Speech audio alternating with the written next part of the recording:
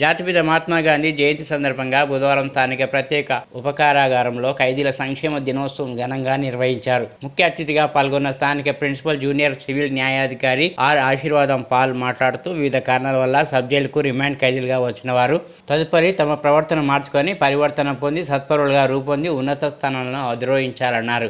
ఖైదీల సంక్షేమ దినోత్సవం మరియు మహాత్మా గాంధీ జయంతి సందర్భంగా ఈరోజు ఇక్కడ నర్సరావుపేట సబ్ జైల్లో నన్ను ముఖ్య అతిథిగా పిలిచి ఈ కార్యక్రమాన్ని ముఖ్య అతిథిగా ఇచ్చినందుకు చాలా సంతోషంగా ఉంది.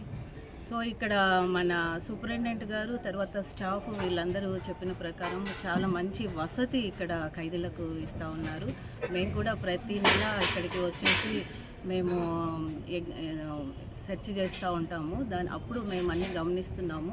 మంచి వసతులు, తర్వాత లేడీస్కి, తర్వాత ఇక్కడ ఆటలు ఆడుకోవటానికి, మానసిక ఉల్లాసానికి అన్నిటికీ మంచి ఫెసిలిటీస్ ప్రొవైడ్ చేస్తున్నారు. సో ఖైదీలందరూ అంటే వారు ఖైదీలు కాదు అంటిల్ ప్రూవింగ్ ద గిల్ట్ వరకు, బట్ వాళ్ళందరూ కూడా జైల్లో ఉన్నారు కాబట్టి వాళ్ళను మనము ఖైదీలనే అంటాము. వారందరూ మానసిక పరివర్తన కలిగి తర్వాత మళ్ళీ ఇలాంటివి ఏమైనా నేరాలు చేయకుండా మళ్ళీ జైలుకు రాకుండా ఉండాలని నేను కోరుకుంటా ఉన్నాను. ప్రతి ఒక్కరూ తర్వాత ఇచ్చే సంక్షేమాన్ని, వస్తువులను బాగా గ్రహించుకొని మంచిగా యూజ్ చేసుకొని మంచి ఆరోగ్యంతో ఉండాలని కోరుకుంటా ఉన్నాను. చాలా థ్యాంక్స్.